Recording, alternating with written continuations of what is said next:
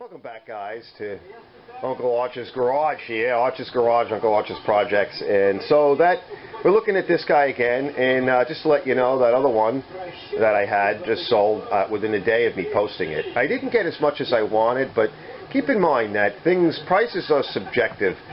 You're filling a need in a community, and it's very specific to that time of year and the people that are available that have any money whatsoever, and that find some value in what you have. So it's important to make things look nice and look clean. Blemishes, the things that aren't right, will put people off. You want to instill in them that by making it look good on the outside, okay, it says two things. It says a few things, and some of the stuff it says is that, obviously the machine is nice. Okay, the machines will sell themselves if they look really good and they look like they're fairly new, and it looks like somebody's getting a good deal based upon the price that you're asking for. Also, when you tell them that you've done all this work to it and that you've gone over it, if the machine looks better, they have a little more confidence in what you're saying to be somewhat true or 100%. You want to instill a confidence in them, otherwise you may not get the sale, period. So there's a few things going on. We make it look nicer. When you're talking to them, you want to try to get their confidence, because if you really have done the right job and you've done work on it and the machine is deserving, then and the price is in the right number, they just feel better about it. And like, for example, this machine, I can see the belt's a little worn. I don't know yet if it's still usable. I have to inspect it more. But this machine's in pretty nice shape. It's pretty clean. It's a little cleaner, a little newer than the last one. And I think we'll be okay with it. So let's get the carb off and let's clean the carb out and inspect it. And we may want to take the fuel tank out, because we'll let it drain and see if there's anything in there and maybe flush it. We also see that, again, this is another one where there's a lot of material built up over here, and you get a lot of that. We may want to smoke this. May want to smoke this muffler like the other one we did. So let's get this thing apart and let's find out what's going on with it. Alright, let's take a look at the carb. Got a little bit of like a jelly substance in intake port. Nothing really. This is just some junk, hydrocarbons, a little bit of rust, and very small amounts of just oxides and what have you. And you can see it comes off pretty easily. So we're going to get this off. Alright, so the carburetor's on. Now, one of the problems I had was there's something wrong with the float and the float seat. I did manage to get it out. It's kind of like blown up. It's too large. So I flipped it around. I seated it back down. I had to tweak the float a little bit. It's not really laying where I want it. Not optimal. So there's some issues there. It may need a new carb, because it is dirty. You got a float issue. So I don't know if a gasket kit would be enough. Anyway, it's back on. Fuel's in it. Let me go get the plug out, and we'll hook up for electric start, and we'll start that way. But let's take the plug out and let me put some juices inside and turn this thing over without the plug in, because I did see a little bit of gunk in the intake. So let's see what we got. You can always tell. Let me just clean that off a little bit. And this was loose. You always got to be careful with these. You got to tighten these up. You'll have a bad connection with that ferrule that was backed out quite far. Let me clean that. Okay. I put some two-stroke with tranny fluid into the combustion chamber. And I can't stand to have my glasses on. I put some two-stroke with some tranny fluid into the combustion chamber. Try and pull it through a little bit. Let's blow it out a little.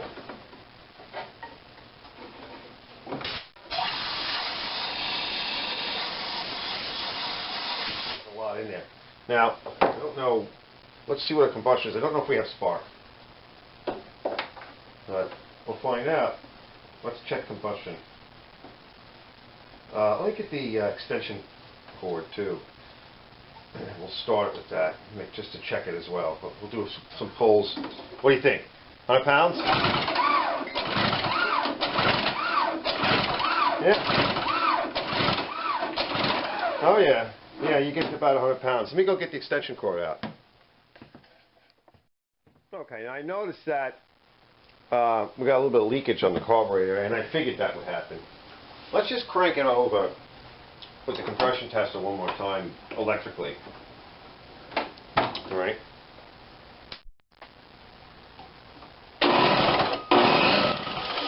See all the junk coming out? Oh boy, that's a lot. See all that shit coming out? Holy shit. That thing is full. So we got problems there. I don't know if it's just oil. She got smoke.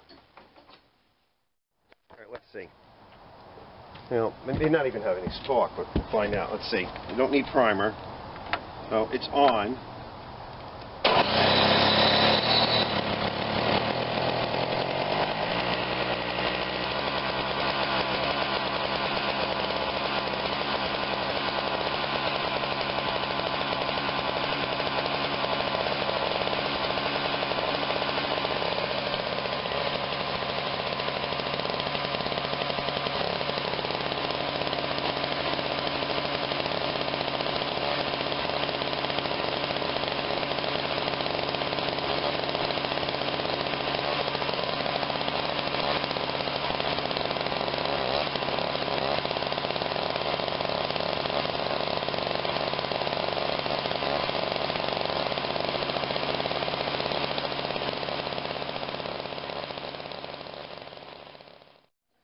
Okay, so you can see here, I'll try to get you in a little closer. This is the one that was in there, and it was a little borked, and you can see, I don't know if you guys can see, but you see how it was torn, and I think it was already either coming out or somebody tried to take it out. I took one, I didn't have another one from Tecumseh, so I took one from a Briggs. There's a carb that leaked, and they're basically the same, but there's no tears or anything. So, but there is often a mark left. So what we're going to do is we're just going to go in here and kind of place it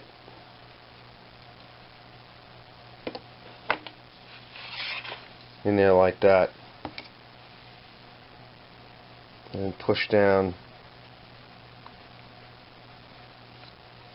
Alright, with any kind of tool that has a comfortable blunt end to it that fits in the hole, and you want to push it down all the way. And I have another tool I want to use. I'm going to show you the back end of a dental pick. Okay, I'm going to just leave it sit like this and we'll let the feel set, and I'll test it in a minute. I'll go grab a smoke and a cup of coffee and see if it seals up. I notice this bolt is loose, things are moving around, so we need to check on a number of things. Again, what I always say, seems like if it ain't, they say if it ain't broke, don't fix it. Well, you know what, if it ain't fixed, it's probably broke. You got to put your hands on a lot of things because you don't really know what someone else did. This seems like it's tight enough. You know, it might need a little bit more just to tighten that up a little bit more. But so far so good. I'm going to just wipe up. Oh wait, did I see a drip? Hold on. It could just be a residual drip too, but it should come out of here or here somewhere. It could be a residual drip too. Yeah, let's grab the air hose and just blow it. Okay, it is leaking down a little bit. The question is it really leaking from the outside? Now, one thing I noticed is that we could probably raise this up a little bit, which would put a little bit more pressure on the float. Another thing we could do is try to push that spring around somehow and see if we can get it to do what it's supposed to do. The best I could do is reach in there with a pick and pull the tang back over to here. And I don't know if that'll cause a leak, but I mean, I don't really like that. You know, if you pull it over more, you put more of a pull on it. But all right, so another thing is I did bend the float. So let's reach in there and just open this up a little bit more, back to kind of where it was. All right.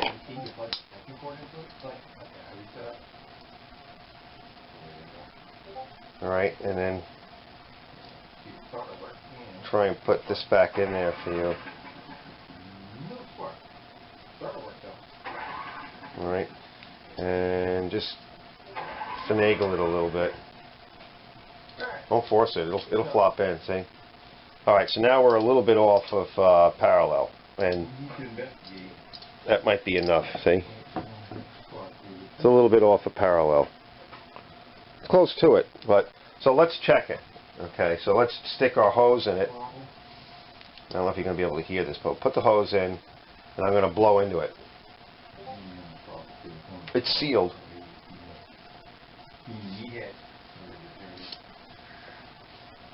It's sealed. Okay, so that should solve that. Now, if there's a leak, another place there can be a leak is here.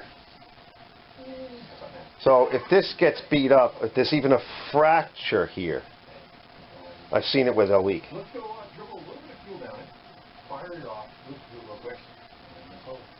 So it can leak in a lot of places.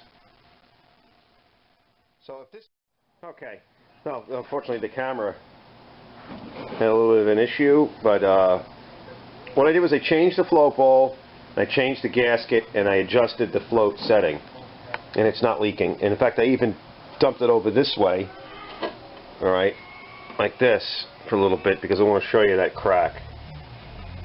All right, so it picked something up and threw it into there. I have a piece of stainless steel sheet around here somewhere, and I need to go find it. All right, so let me go find that and figure out what I have that I can play. If I can find that, it was a pretty big piece, so there should be plenty left. So let me go see if I can find that, and then we'll get started with the next step. Okay, guys, we're back on this little snowblower here, SnowThrower. And so what I'm going to do now, I made this little piece here, and again, this is stainless. So what I might do is actually just trim this a little bit, because you can see it's got a little bit of a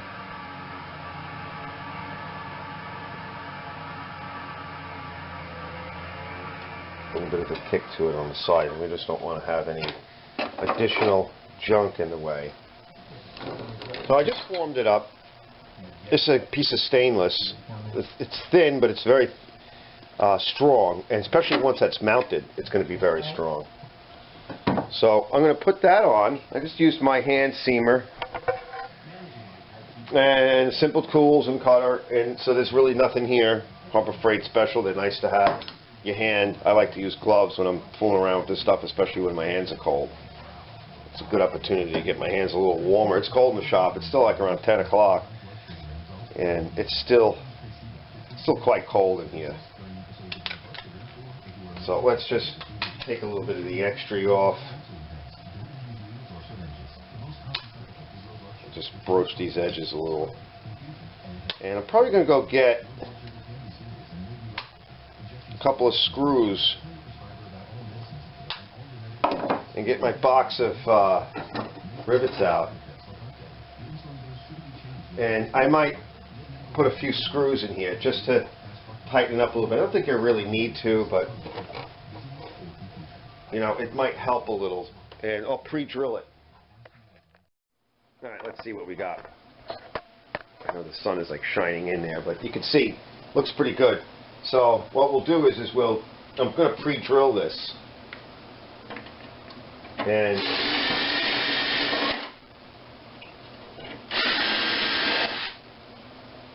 so for the most part, I don't think we really need to do anything other than maybe I'll just get a hammer and I'll tap it a little bit just to make sure it's in tight. But and we can use a screw to help pull it in a little tighter, just to make sure everything goes well. The tightest bit. But this is pretty tight. I just used one screw on one side to get me started so it's stable. And this will pull it in pretty tight. Just push down a little.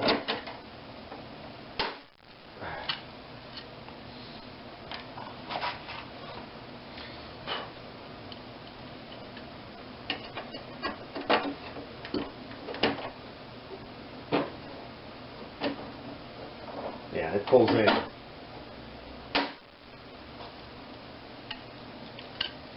Pulls in rather nice. I'll take the screw out.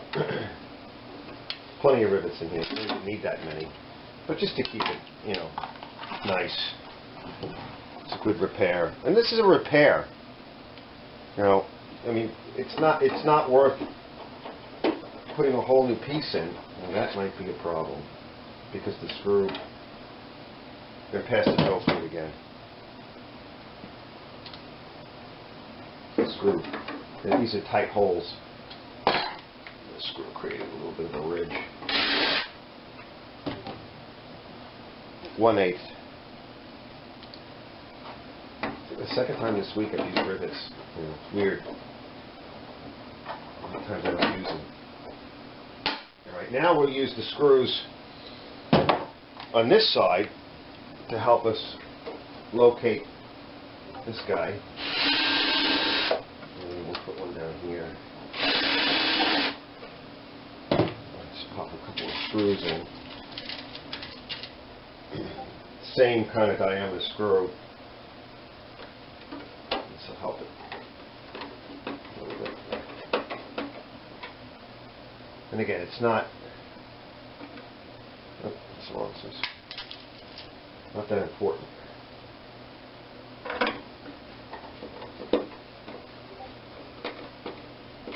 Right. And why not just leave the screw in? Because they can back out. So, alright, so you're good to go. Alright, we're just going to clean that off, wipe it down. I'm going to shoot it a little bit of black. And so there's a repair. And it's, you know, if you have some of this material around, you're good to go. Alright, we're just going to blow that off, wipe it down a little thinner, and we'll shoot a little black paint on it. So I'll be back in a bit. We've got some things to tighten up with this. I've noticed there's some loose nuts and bolts and a few other things going on, and then we'll get it cleaned up and we'll start it again and see how it does. I'll lube it up in a few areas. Alright, so last look. So I just painted up in here a little bit, and I painted that repair, and I painted some of the shoes. And so they look pretty good. And now I'm going to tighten up a few things, check some stuff, clean a few things, and I got to clean this cover, and we'll paint the cover. You know, I got to figure out how to mount that, but we just need a little bit of tape, and we'll paint that cover up, make sure it's clean, bang it out, and let's just keep going. This is almost done. All right, so I'll be back in a bit, and we'll see what the next thing is on this. Painted this. I cleaned it up, had some scratches. We might give it another shot. I just wanted to show you that this is what I like to use. It's a little bit more expensive, but look at that. It's dry to the touch, and it's not as thick, but it's a different product. And you know, I need to put this on. Okay, I need to finish this up. So, and you can smell there's a big difference in the thinners that are in it, the vehicle that's in it. I need to put it on. I need to keep working with it. So it's a really good product for this. It's more expensive, and when I have more time, like if I'm setting this up overnight, I'm going to walk away from it. That's when you see me use the other products that I like, and so they have their own thing, and this is a product that I enjoy. So I'll be back in a few minutes, and we're going to put that piece on, and I got to find some hardware for it because it's a little different that I got to do because it's really screwed it up. So we're going to find some good hardware for it. We're going to put it on and make it go away. All right, that's what it looks like cleaned up. Okay, clean up the side panel. It says snapper, and I just clear coated a little bit. You know, wiped it all down, make sure it's clean. Everything's adjusted. It's tied on there. I added this piece. That was just some piece of junk, half tight, mostly loose part. Bolted on. Everything's bolted on. Everything's cleaned.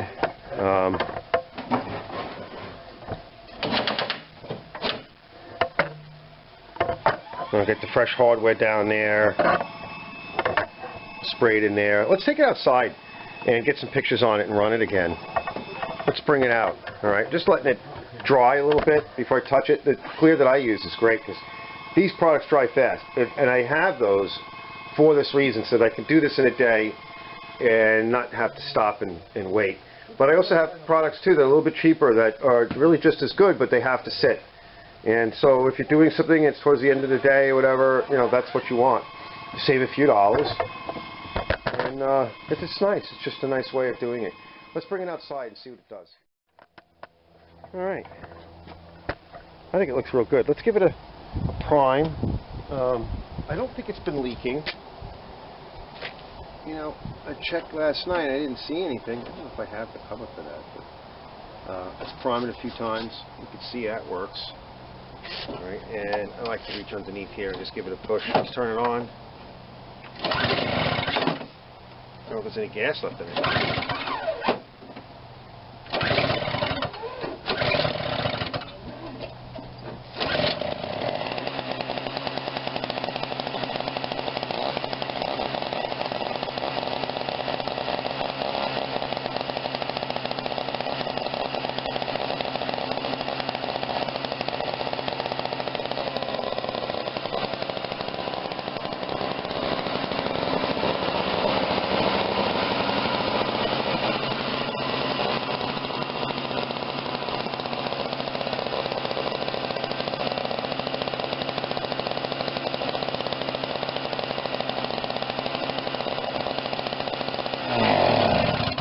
I think it works real good.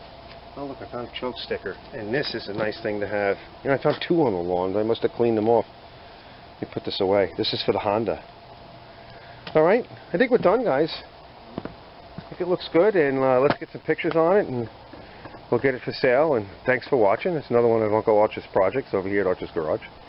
And hit the like button and subscribe. And let's build this channel, and let's see what the next one is. I think the next one I'm going to do is a leaf blower. I just sold one today, and even though it's late in the year, but there's another one a guy might want, and he might make me a trade for one that he has. It's not working. So we'll see. Okay, I don't really use leaf blowers. I actually use them more in the shop, little ones. So we'll be back in a bit. Thanks again for watching, guys, and hanging out. And let's get to the next project. And remember, you know, if it ain't fixed, it's probably broken.